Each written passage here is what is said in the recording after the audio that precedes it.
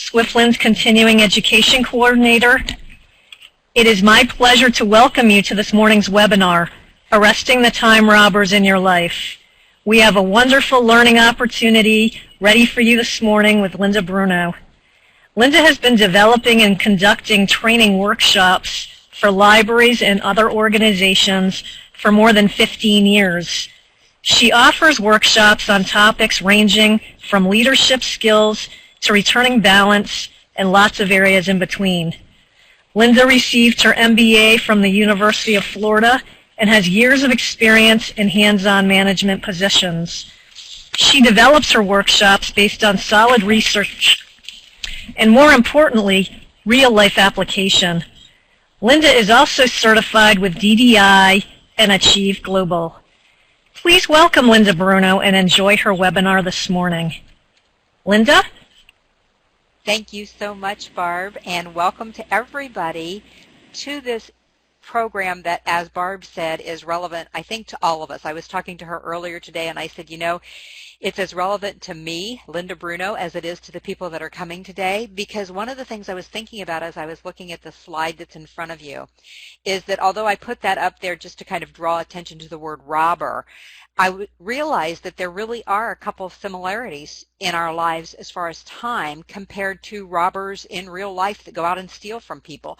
If you think about a robber that goes out there and breaks in and steals, one of the things that happens is they get put away. But when they get back out, many times they go rob again, don't they? And that's what happens with time robbers in our lives. So I want you to think about that as we go through this morning and understand that even though we're going to get some really meaty tips that work today, and I know they work because I use them, I also know that life happens, and sometimes those tips go to the back of my mind and the robbers step forward again.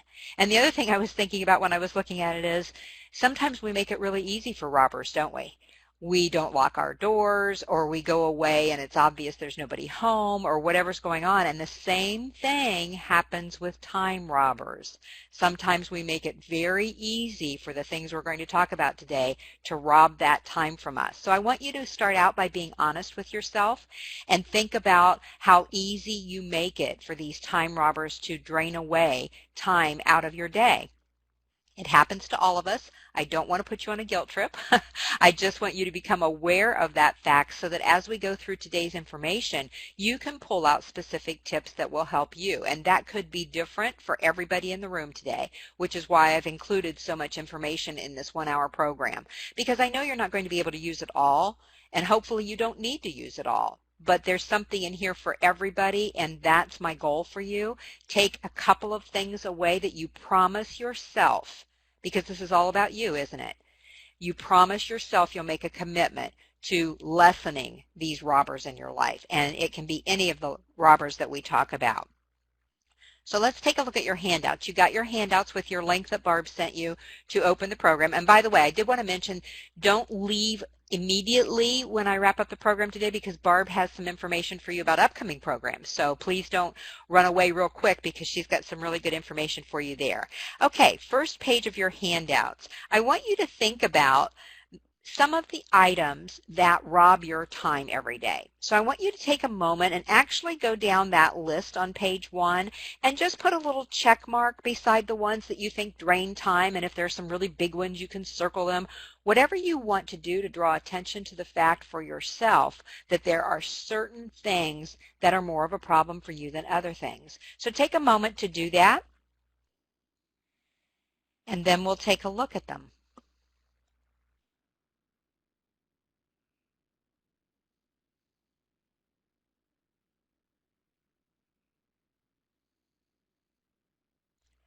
I can almost see the thought bubbles above your head. Some of you are thinking, I might as well just put one big check mark across here.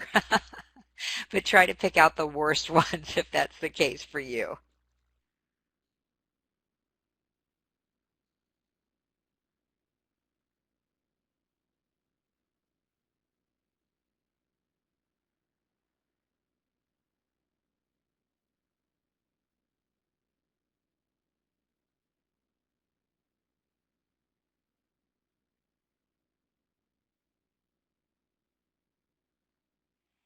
out of the ones that you put a check mark beside or the ones that you circled, I want you to put a little me or an M or a star beside any of those that you think you might have some control over. In other words, if I checked that personal visitors drain my time, do I have any control over that? I'm going to put an M there or a little star there to show myself that, even though I blame those visitors, there might be something I can control there. So anything that you think you might have some control over, please put a little star or an M or your initials or whatever it is to signify to you that, I need to look at this a little deeper because I might have some things on here that I have some control over.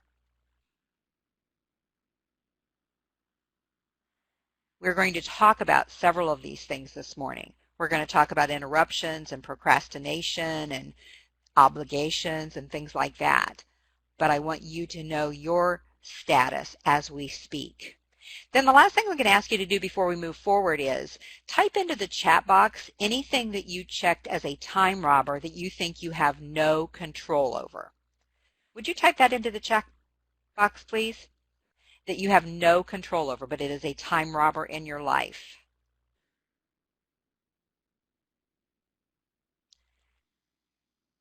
Diane says meetings. Amanda says meetings. I thought that might be one that popped up.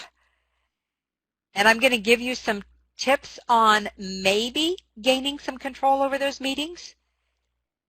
Putting out fires, absolutely. Phone calls, putting out fires, all of the above. It looks like meetings, putting out fires, and some phone calls. It looks like are the bulk of that, right?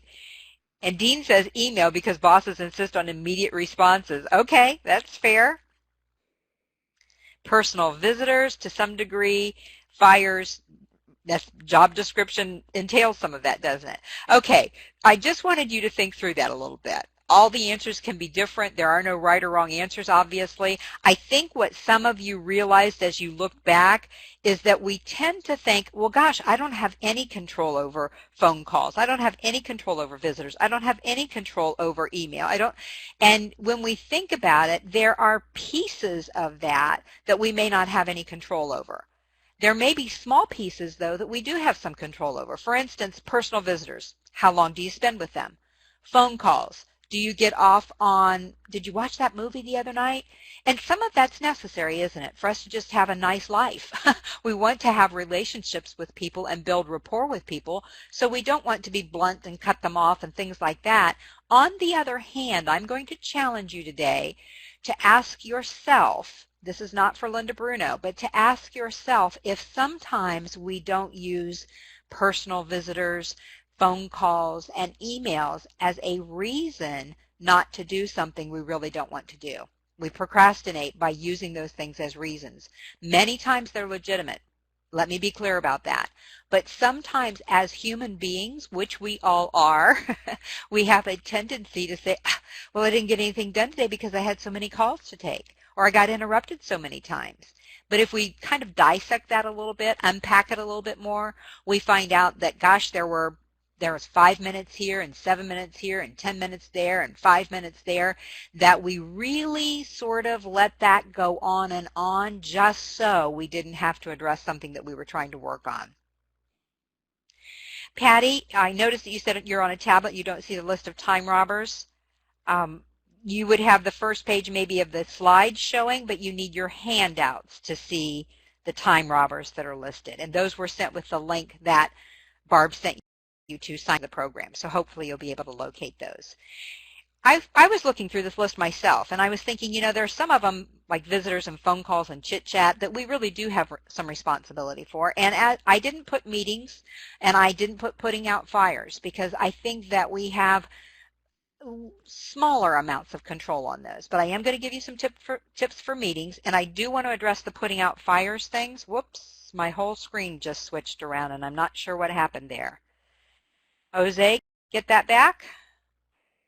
Thank you. I appreciate that. Okay, so I was thinking about putting out fires. The one thing I want you to be aware of there, I do the same thing. I have fires happen. Clients say, oh, we need to switch this around. And I had a client the other day. She said, none of your slides loaded the way I'm happy with them. Here are the slides I want you to change. And all of a sudden I had a fire to put out.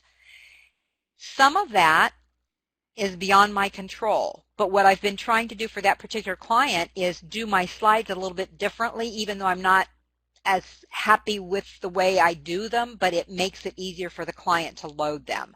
So I have that little piece of control to make it a little bit easier next time. Another thing I want you to think about with putting out fires is, are you getting the same fires?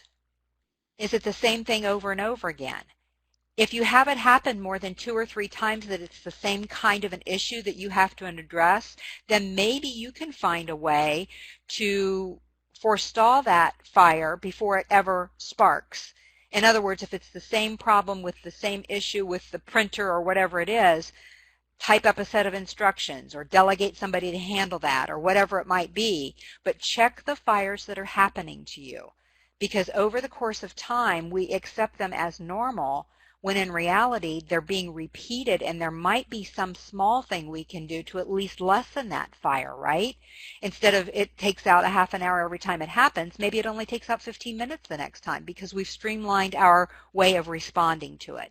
So do you see how we start to think differently about those time robbers that we have? They're still there. We just have to control them. We have to make it less easy for them to break in, just like we would a regular robber. And if you hear that thunder, that's because we've got a storm hanging over us right now here, so please forgive the thunder that you're hearing in the background. Okay, let's take a look at page 2 and start to actually delve into this a little bit. Page 2 talks about procrastination.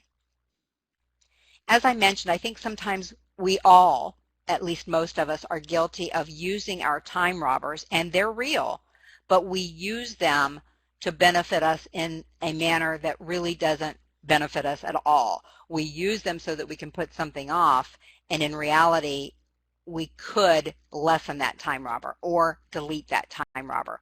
But it makes a real handy excuse sometimes, doesn't it, to procrastinate about something. So I want you to think about, most of us procrastinate at one time or another. Why do you procrastinate? Again, no right or wrong answers here. But if you're not aware of why you do it, how will you ever catch yourself doing it and lessen the occurrence of that?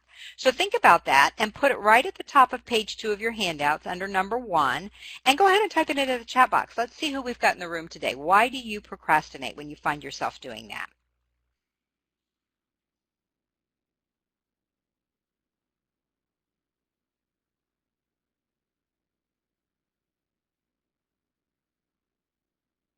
I see lots of attendees are typing. Nancy, that's very honest. I'm the same way. It's a job I don't like to do. Lily says, I'm too exhausted. I need to distract so I can refocus. And I think that's a very legitimate thing. The danger comes in then when we get distracted for, instead of 5 minutes, 15 minutes, right? Because that can happen pretty easily. Because if we really don't want to do it or we're tired, we convince ourselves that we're not quite ready to go back to it yet. Dean says, too many projects, hard to prioritize. Hate the assignment, feeling overwhelmed, don't like the task, don't have enough time, leave the item for the end of the day, then I'm tired. Oh, Diane, that's so true. That happens to all of us, doesn't it? We leave it for the end of the day because we really don't want to do it, and yet it's still there. And I'm going to talk about that in just a moment. Something else with a higher priority can be handled during that time and out of the way. Absolutely. Fires, Troy says, smaller tasks I can do. You can see we all have really good legitimate reasons. I don't want to do it. I'm tired. It's boring. It's overwhelming. I don't have time. There's too many, we have very legitimate reasons. My challenge for you is to make sure that reason doesn't become an excuse. And there's a big difference in those two words. If it's an unpleasant task, I might want to put it off until I'm fresher or until I don't need my brain cells if it's something that's very routine. That's legitimate. But if I keep putting it off and I'm celebrating a birthday party with it, then I need to take a look at that. Maybe it's boring, but you know what? It's not going to be any less boring when you get around to it, is it? Or you have a lack of skills. I have talked to people that have said to me, I always hate to ask about something that I've been assigned because I think I should already know it. So I put it off and then I get trapped because now it's due and I still don't have that information.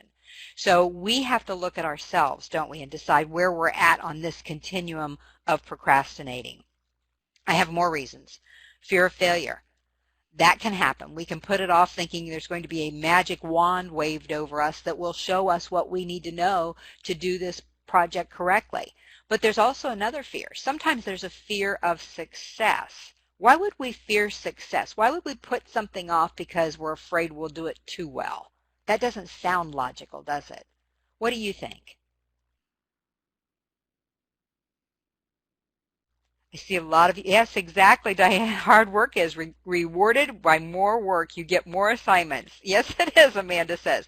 That's exactly right. And so even though it may not be a conscious thought process, I think that unconsciously as human beings, if we already feel like we're overworked and we don't have enough hours in the day and we know we can do this really well, but we know somewhere in the back of our mind if we do it, we're going to get next month's report to do too.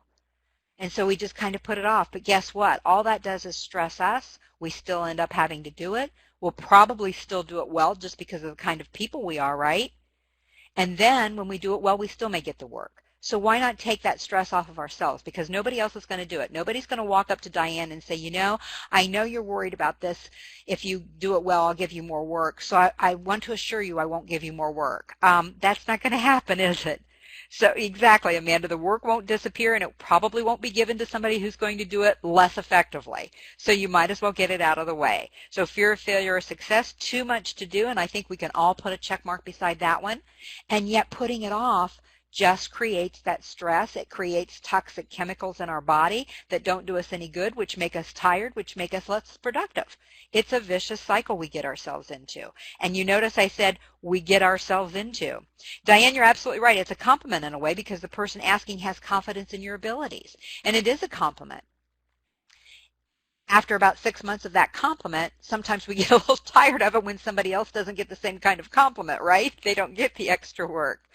Sometimes we have plenty of time, which sounds sort of counterintuitive, but most of us have been guilty of thinking, oh, that's 3 months down the road. Poor Luli, I'm picking on her already about something that we're working on for fall, and I know she must think I'm insane, and yet I know that if I put it off, I won't give it my best effort. So I'm already putting things together on that, and she's been very helpful to help me figure out what I need to do next. Because if I allow myself thinking, that's fall, that's so far away, but you know what, it's almost the middle of June already. We're well into summer as far as I'm concerned, so plenty of time can really catch us.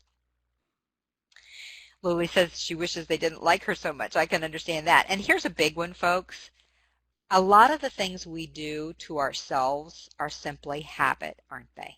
We get into a habit of saying, oh, I have to put out all the fires, and we won't take that step back and see what part we play in that.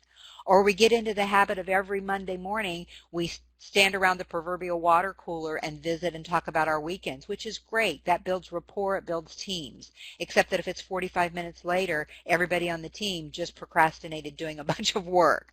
So it can get to be a very easy habit to get into. Karen says, the unexpected fire is the biggest railroader of my best laid plans. And Karen, I'm going to address that really quickly because I don't know that I addressed that directly on the handout. So what I want to mention about that is to plan for that, to plan for the unexpected, which sounds really silly.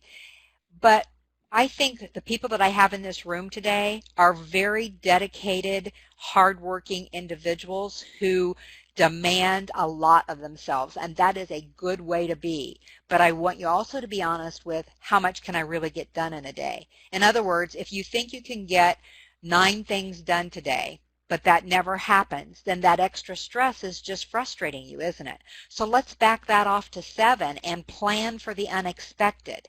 The reason I say that is, if the unexpected doesn't happen today, if the fire burns down to an ember before it ever gets to you, then guess what? You've got little pockets of time that you can move forward on other things. I had to learn this the hard way, because I would schedule, and then when something unexpected happened, I would be so burned out by then that I wasn't giving it my best effort. So what I decided was I'm going to allow pockets of time. If I have a pocket of time that I wasn't expecting to have free, even though I scheduled it, I figured something would fill in and it did not, then that pocket of time is a wonderful blessing, if you will, to enable me to do something that's still on my list. Because guess what? If you get everything on your list done today, you still have more work to do, don't you? So my suggestion is, and I want to also tell you that you have my email contact at the bottom of your handouts, and I know we can't get deeply into individual issues today because we have an hour program, and even if we had a 3-hour program, it would be hard to get into deep individual issues. But what I want to suggest to you is that if you've got something specific that's really working on you in this area, the time robber area, or any other area I do for that matter, feel free to drop me an email. That could be today, it could be 5 years from now, but I get lots of emails from people that say, okay, here's my situation and I'm stuck. And I can give you an objective outside view that says, okay, what I'm seeing between the lines here is you're overcommitting, you're allowing yourself to be used and abused, whatever it might be. If you like my answer, you use my answer. If you don't like my answer, you hit delete. It's a win-win. So please feel free to do that because I know it's really hard to get personal, specific issues dealt with when we're dealing with a program like this too. Thanks, Lily. You know, sometimes they do keep me up at night. I worry about people. So we saw all the things that might cause us to procrastinate. When might it be a good thing? Well, one thing is incubate and create. And I mentioned this to somebody the other day. This is what I'm putting Lulu through right now. I tend to incubate and create with new programs. And so I'll start thinking about them as soon as we book them, even if it's a year away. I start thinking about them. I get a folder. I start making notes.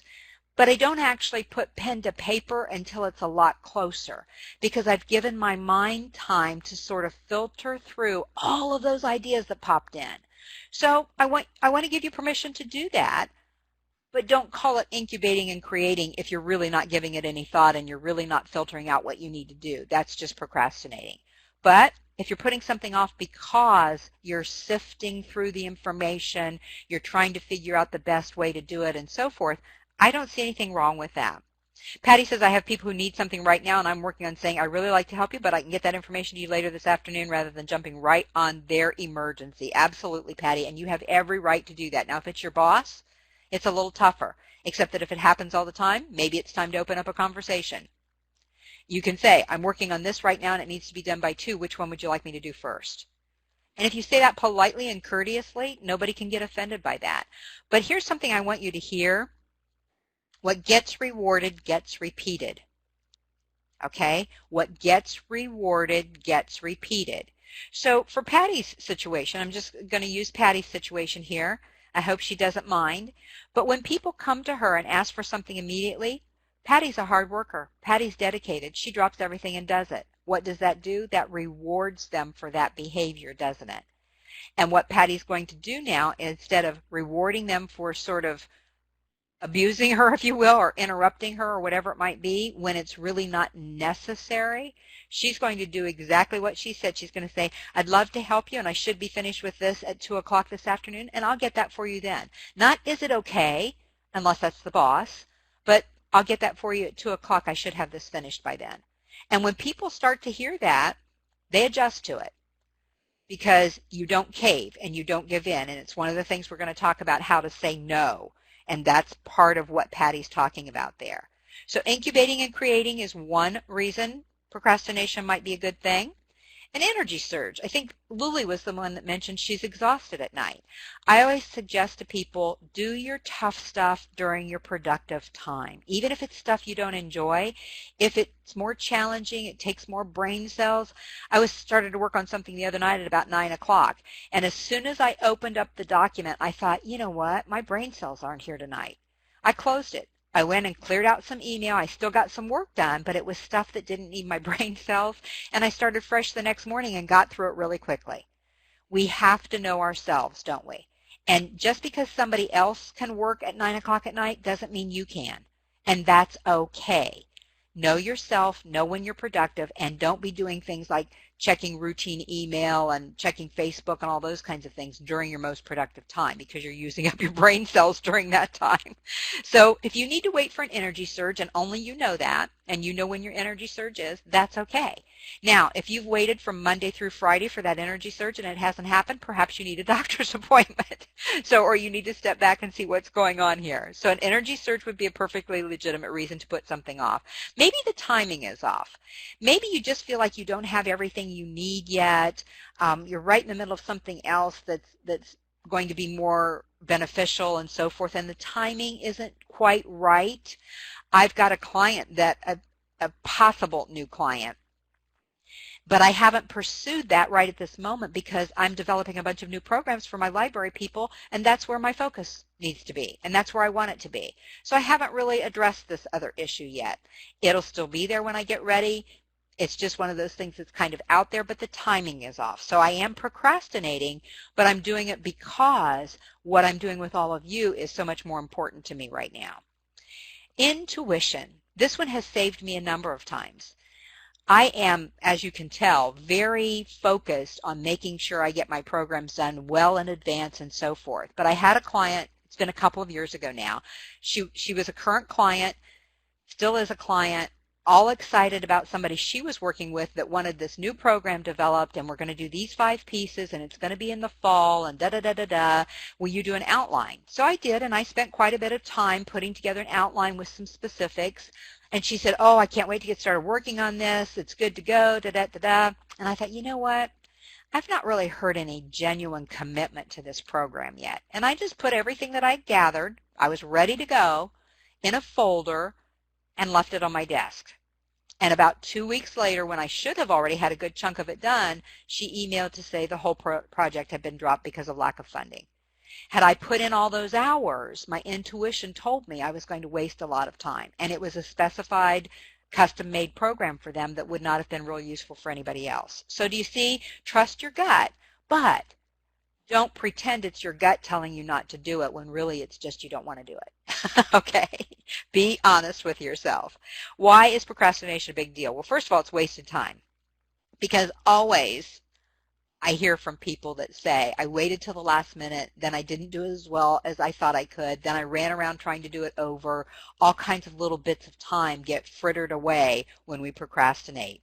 Patty says, it's hard to do, but I'm working on it. I keep reminding myself I should not be reinforcing poor planning, and I have the right to schedule when it works for me. Patty, there's a sign somewhere, and I could not tell you where to find it, but it said, don't make your lack of planning my emergency. If you can find that, maybe you could just print it and put it on your desk. It might work for them. So procrastination wastes time. It misses opportunities. If I don't work on Luli's program until right before the program, and then another client comes along and says, we need this in 3 weeks, I'm not going to have time for that opportunity, am I? The same way with you at work. Maybe you're working on a project and you keep putting it off and putting it off, but something really fun comes along, but you're not allowed to work on it until you have the other project done. Ergo, you don't get to work on the fun project. So there are missed opportunities. I'm sorry, Luli. You're easy to pick on. I know you'll forgive me. C says poor performance. And people tell me all the time, when I procrastinate, I perform better. No, you perform quicker. And maybe once in a while you do perform better. But in reality, when you're crunching yourself the last day or the last 2 days when you've had 3 weeks to do it, you don't have the mental capacity to gather up all of that stuff that you were thinking about over the last 3 weeks and do it in a 24-hour period. It just happens to people. Their performance is not as good. Luli and I have discussed my program at UF, and I was in a classroom with people, and we were assigned to teams at the beginning of the program, and we had to have those teams all throughout the program. Every project I worked on with those teams, and we had a project in every course, every project, at least 2 of the team members waited till the last minute, and you could tell it in our grade, especially if it was their area of expertise and the rest of us really were kind of following their lead. We didn't know how to do it. That was what they were supposed to take over, and they would wait till sometimes the night before it was due at 8 o'clock in the morning. So poor performance is definitely one of those things that happens. It increases your stress. We know that, don't we? Diane says, for me, I perform best when I'm prepared and relaxed. If I'm tense, I don't perform as well. I think that's true for most people, Diane, and yet a lot of people won't admit it. Or even if they don't feel tense, they won't admit that they haven't given the project or the task or whatever it is the proper attention when they wait till the last minute. And so the tension is there, isn't it? And that increases our stress. And folks, I'm going to tell you something that has nothing to do with time robbers. When you increase your stress, you cause health problems for yourself, whether that's headaches or grinding your teeth or tension in your shoulders and you have to go to the chiropractor, or upset stomach or blood pressure, lots of things. And I don't know about you, but I can give you a whole list of things that are stressing me out right now. I do not need to do it to myself by procrastinating. And maybe some of you have those same things going on. So be careful about understanding how much stress you're causing yourself when you procrastinate. Now, once in a while, it's going to happen. You know, you just can't get your head around it. Okay, that's fine. I get that. But when you know it's a habit for you, then you've got to back off. Randy says, I have to have time to go back and review and edit after the first draft. Absolutely. Because the first draft, some people will say, oh, that's the best work. Well, not for some of us. Not some of us who like to make sure all the I's are dotted and all the T's are crossed. And if we have to turn it in 5 minutes after we did the first draft, we're going to be uncomfortable with that, even if it turns out okay. We know it's not our best work. That's the issue. It drains our energy. Amanda, I was just talking to somebody the other day about a magazine that I have not resubscribed to because the writing is so poor. And it's a glossy, sort of supposedly really high-level magazine. Not high-level, I shouldn't say it that way, but it's supposed to be a good, good worthy magazine. It's not a fly-by-night place. And yet, over the past few issues, I've noticed that they're not proofreading. They're probably doing it at the last minute. I know they're shorthanded, but they're losing business over that. It is a big deal. And understand that your procrastination will drain your energy. Whether you think it is or not, that task that you have to do is still hanging over your head, isn't it? Absolutely, Randy. Other eyes to take a look and give feedback, and you can't do that if you wait until the last minute, then you become I think it was, let's see who said this. Patty said, you become Patty's problem, don't you? If you waited till the last minute and then give it to Patty to review, then that's Patty's interruption for the day. So we just need to be aware of these things because that makes us more committed to making sure we aren't over abusing our tendency to procrastinate. So tell me, how do you know when you're procrastinating? Now that you're more aware of what that actually entails and some of the reasons for it, what is your signal, your clue that you've been procrastinating on something? Would you type that into the chat box and also put it under number 4 on your handouts, because that raises your own awareness, doesn't it? Linda Bruno can't come by next week and say, hey, Randy, have you been procrastinating? But Randy can look at his handouts next week, which I consider your toolbox, and say, you know what? I realize I've been doing this again. Karen says, I tend to get bored with things I work on for too long. It starts to look stale, or I edit it to death and it never gets to final. Anyone else? Yeah, I'm sure. Diane says, I feel increasing pressure to act. Maria's denial. Amanda says, I keep moving the task in my calendar to the following day. I've been guilty of that myself, Amanda. Thank you for sharing that. So I don't feel like I'm the only one. Troy says it keeps coming to mind. And when it comes to mind, it's not a happy butterfly kind of a feeling, is it? It's an, oh no, I have to get this done kind of a feeling. Norma says, repeat the same item on a to-do list. Just, yep, like Amanda was saying, start over and over again and restart again. Yes, yes, yes. Patty keeps worrying about it. So you see, we've got to become more aware of this. And think about how much time we spend rewriting it on our calendar, right? I was telling somebody the other day that I finally made an appointment for our wills, and they were all in a panic. It was a relative, because they know my husband has had some health issues. I said, oh, no, no, no. It had nothing to do with that. It's that it's been on my to-do list for so long, I got tired of looking at it, so I finally just scheduled it, and it's done. So those things, that was a procrastination thing, wasn't it? It was just one of those things that was easy to put off, but it needed to be done. Okay. Here are some of the things that I popped up with, and you may recognize some of these. Doing the little things instead of the thing you need to be doing.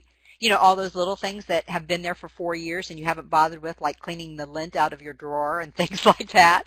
Going over completed work, somebody mentioned. Starting and stopping, somebody mentioned. Saying yes to other things that might be more enjoyable. Some of us are guilty of that. Or, as I said, having a birthday party, because it's been on our to-do list for so long. We need to be aware of these things so that when we catch ourselves doing any of them, Troy says copy and paste, yes, over and over.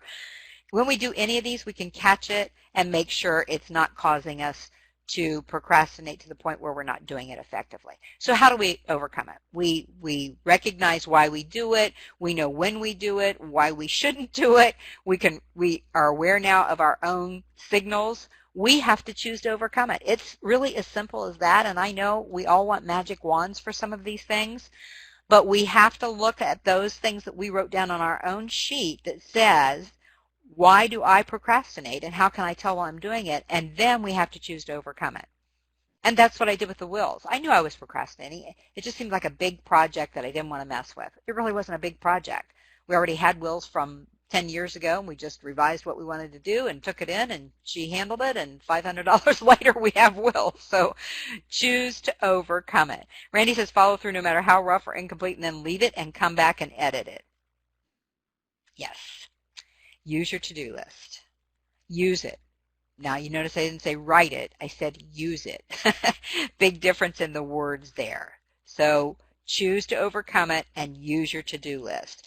Here is a very helpful tip. Work backward in your calendar. I've had so many people that have said to me, this is the one tip they took away that really has made a difference long term. They start to write things on their calendar a few days before they're actually due with the intent that that is the committed date they will have it done. Maybe it's a day or two ahead. Then they go backwards and say, okay, what pieces do I need to have done in order to get it done by that date? And as they work backwards, they find out that what they would have started 2 weeks from now actually needs to be started tomorrow to get it done, to feel comfortable with it, not to procrastinate about it. So work backward in your calendar. Yes, Maria, and set a calendar reminder if you need to.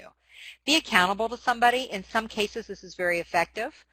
Just say, if you've got a coworker that knows you're working on a big project, just say, would you just remind me once every 3 days to make sure that I'm working on this project? If they're, a good friend, you can trust them not to nitpick you and all those kinds of things. But being accountable to people, that's one of the reasons I have you put this in the chat box. Do I have access to this afterwards? No. But when you write it down, it makes you more accountable because everybody in the room has seen it now. Diane says, I've taken to sending an email to the person and say, I will send something by the end of the day. Then it's a commitment in writing. Do you hear that? And I want to honor that. That's being accountable, isn't it? And it's very important in order for you to lessen your degree of procrastination. Here's one that, although nobody likes to hear it, it works very well. Eat the frog. And there's a little movie called Eat That Frog, and if you just enter Eat That Frog at Google, you can probably find it. But it's by Brian Tracy, who's a motivational speaker, and he speaks on some specific things as well. But he talks about if tomorrow morning you knew that something you had to accomplish tomorrow was to eat a live frog at some point during the day. Eating it first thing in the morning would mean that nothing worse is going to happen to you the rest of the day. That's the whole point. If it's rough, if it's hard, if it's boring, if it's unpleasant, if it's overwhelming, the sooner you do it, the better off you feel, the more pressure that is off of you, right? And then you get to the really, one would hope, Lily says, exactly. I keep thinking I'd probably get sick, but other than that, then you get to reward yourself. And I want you to write down at the top of page 3 how you would reward yourself.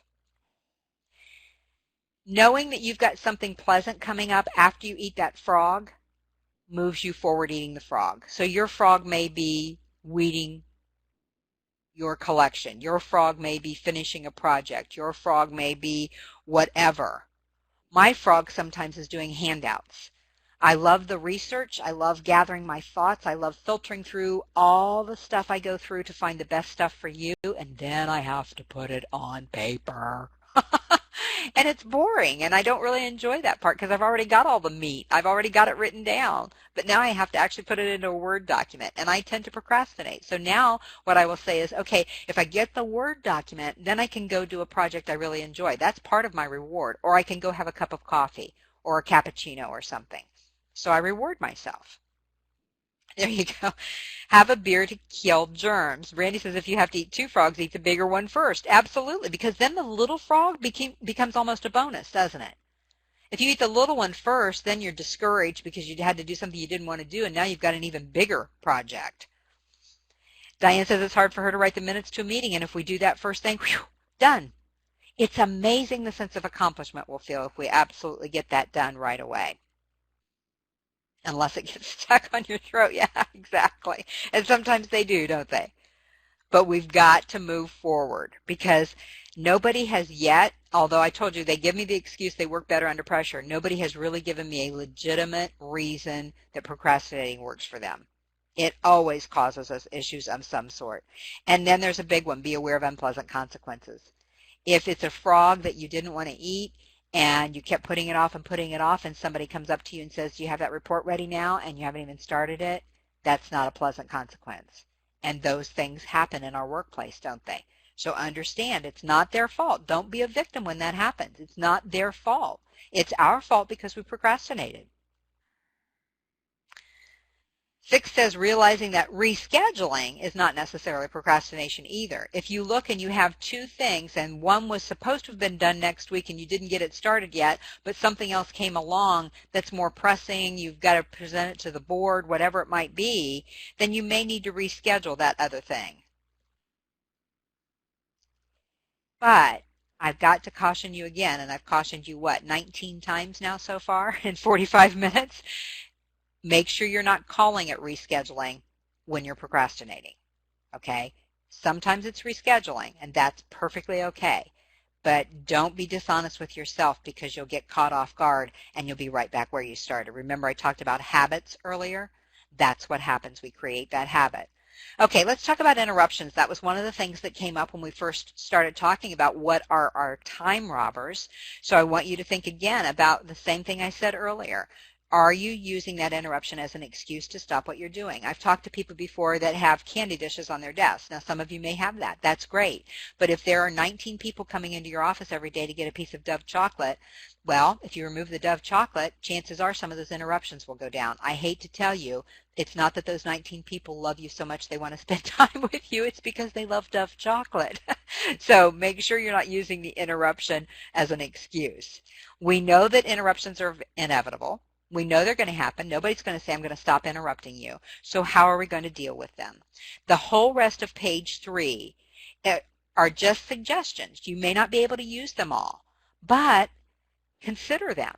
Let's take a look at a few of them. I'm not going to read them word for word. You can read. You can go back through them later to make sure you've picked out the ones that will work for you. But let's take a look at a couple of them. In person, you can say something like, what can I help you with? To indicate you're moving this person forward into the business part of their discussion, if you will, whatever their business is with you. Maybe, as somebody said earlier, suggest a meeting at a later time. I can meet with you on that at 2 o'clock today. And then, of course, live up to that. There's one down here, I just have to tell you a quick story. Make sure your chairs aren't too comfortable. Years and years ago in my corporate life, in my former life, before I started doing training, I took over a purchasing department. And I had never done purchasing before, so they sent me to a full day of training. I think it was purchasing for the newly selected buyer or something.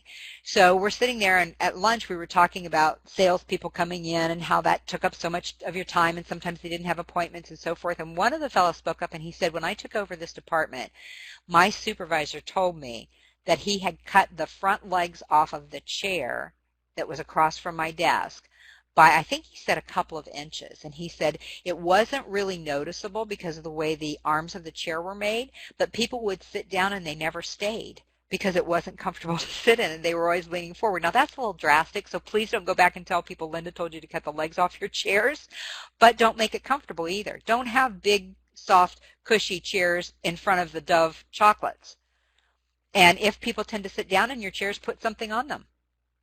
Now, there are people that will actually move your things and put them on the floor so they can sit down, but unless that's your boss, that doesn't mean you have to pay attention to that. So a few things you can do in person are listed there. How about on the phone? Because people can get off on tangents on the phone too, can't they? Maybe stand during the phone call so you're not the one getting off on that tangent. You'll still get done what needs to be done. You'll still be pleasant. As a matter of fact, you'll sound more energetic because your diaphragm will be open, but you also won't be as likely to get comfortable, so to speak, and talk about what was on the movie last night. Have something in front of you that needs to be done is just one of those frogs. because now it's sitting right there croaking at you, and that will help encourage you not to spend time or waste time on the phone. So there are a few things on the phone. Comments that you can actually make on the phone or in person. There you go, Maria. I removed the second chair from my office. I'm better off getting one when needed. Absolutely. Because it's too easy, isn't it, for people to get comfortable. And guess what? They're procrastinating. When they come into your office or your work area, they're procrastinating because they've got something they don't want to do. And they're going to procrastinate with you. You've heard that saying, this person has time to waste and they want to waste it with me. And that's kind of what happens, is that we do that to each other because one of us has something we don't want to do. Comments that you might use, very casual comments. I'm in the middle of something right now. Can I get back to you? And that's what somebody mentioned earlier. It's okay if you say that. You're allowed. Or you might say something top of page 4. Begin with something like, I've got about 5 minutes before I have to take this report to so-and-so, or before I have to go make sure this is finished. Or if they've gotten off on a tangent or you got off on a tangent, you can draw it back by saying something like, you were saying something about, and then mention something that they said that was pertinent to what you're talking about to try to get them back on track. So use some of these techniques. They work. I've used them. I did not cut the legs off the chair, but I've used some of these. Diane says, I tell people up front that I have a window of 15 minutes. Yes, just what you said, about 5 minutes. Yep, exactly.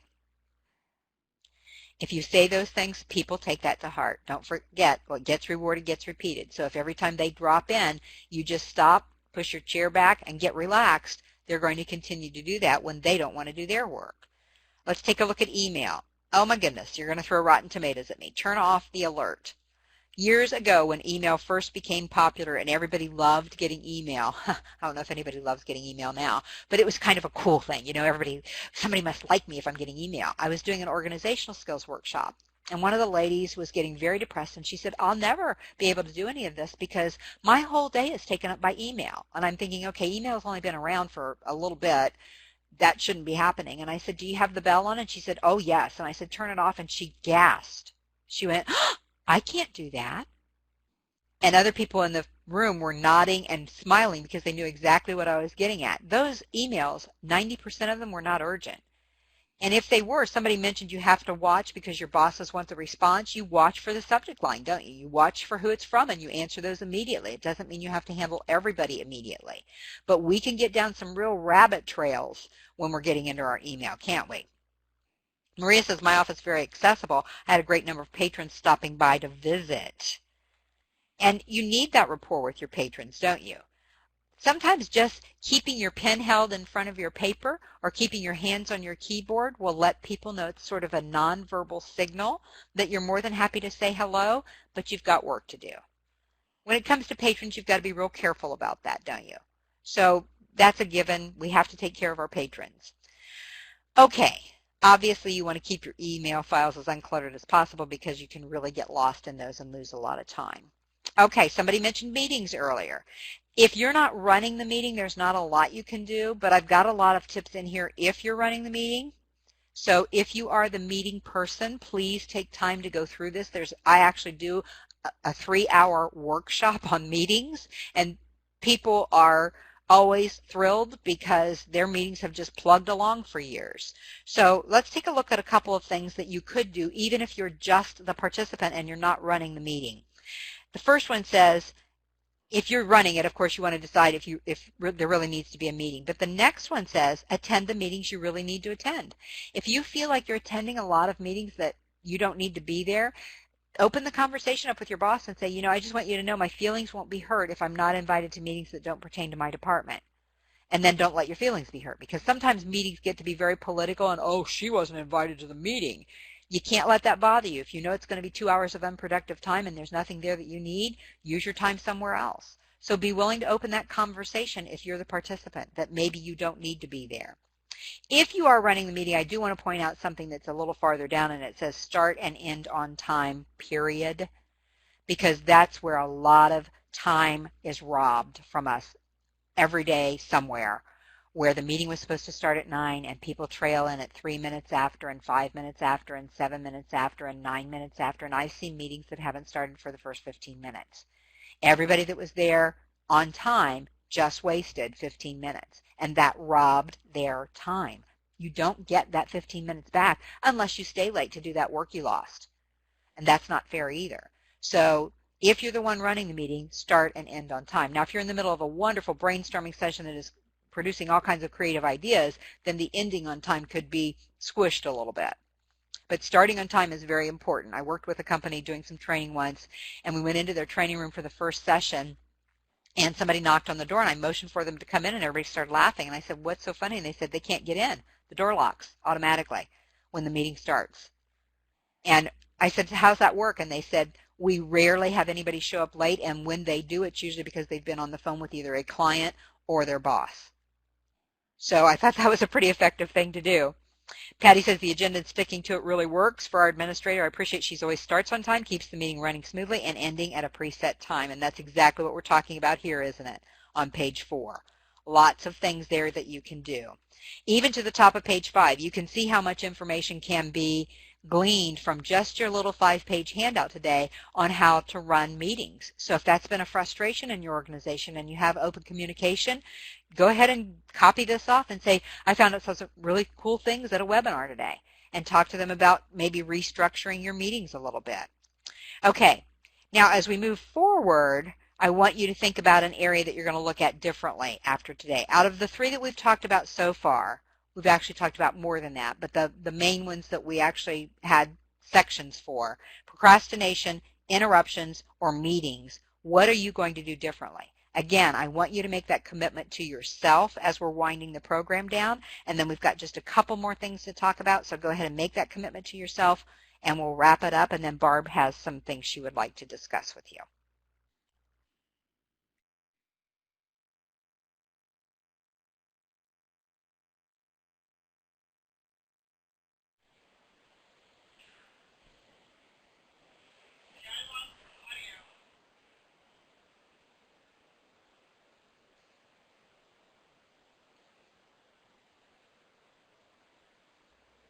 Diane, that's huge. And I'm going to add one other thing that helps me, and it might be helpful to you.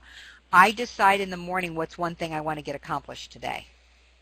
Now, I may be able to accomplish 4, but you know how easy it is to get distracted, and then at the end of the day, the one thing you wanted to make sure you got done didn't get done, and you feel like you got nothing done, even though you know there was something in there that you did.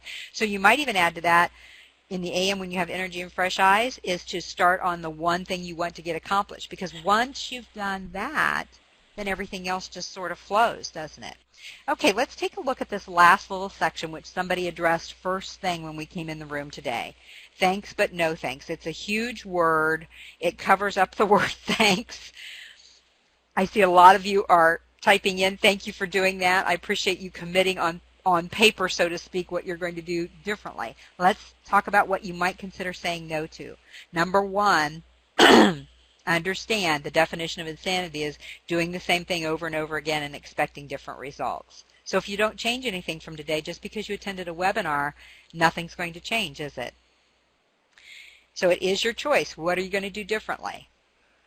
At the bottom, where it says thanks by no, I want to go back to that. There are questions there for you, and I want to take just a moment to kind of reiterate. Those lines there are for you to answer.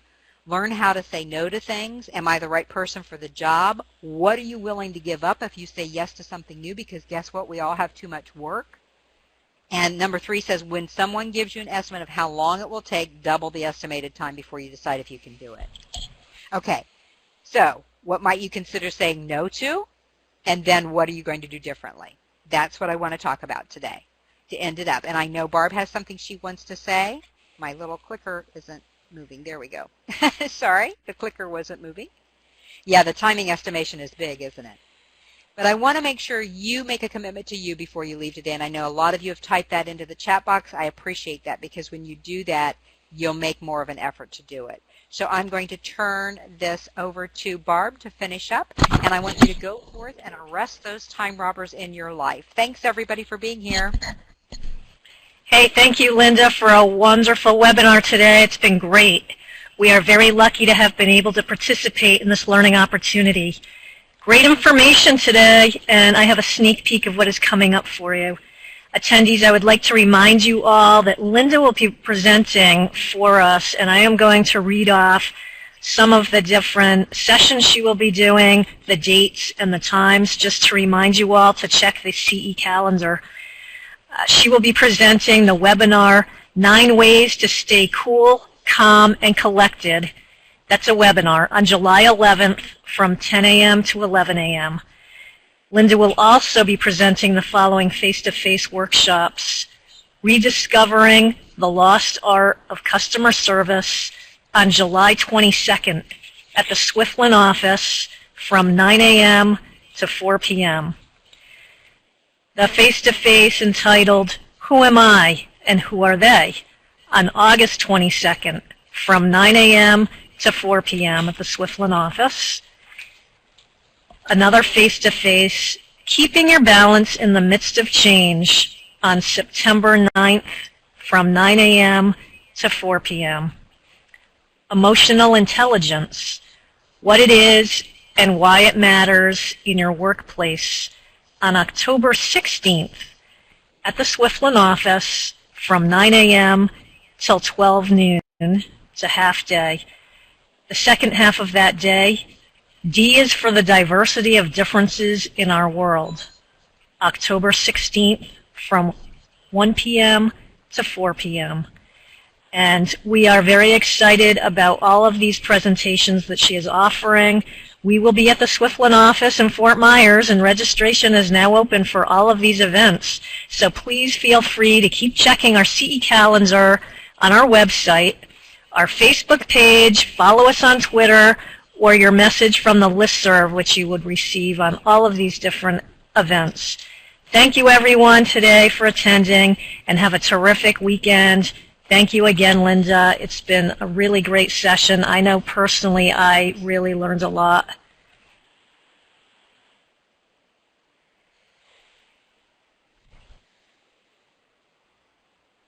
Thanks, everybody, and don't forget, if you need me in the meantime, you always have my contact information.